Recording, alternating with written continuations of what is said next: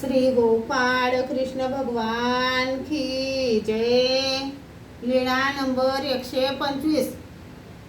औसाची दुधासाठी पैशाची मागणी।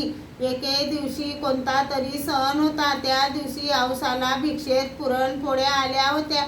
मग दुसऱ्या दिवशी औसाने सर्वज्ञांना विनंती केली, जी स्वामी जगन्नाथा, पुरणपोळ्या पुष्कळ आल्या आहेत, तरी दुधासाठी पैसे द्यावे जी। मग मी स्वामी जगन्नाथाच्या प्रसादाने पुरणपोळी दुधात बुडवून बुडवून खाईन जी। तेव्हा भटोबास तिला म्हणाले, सर्वज्ञांकडे पैसे मागून दूध पोळी खातेस, त्यापेक्षा माती खा ना। औसा म्हणाली, गप्प राहा रे नागदेवा, तू कशाला आड येतोस? तुलाही देईन। आम्ही स्वामी जगन्नाथाची लेकरे की। मग आम्ही स्वामी जगन्नाथाला नाही मागणार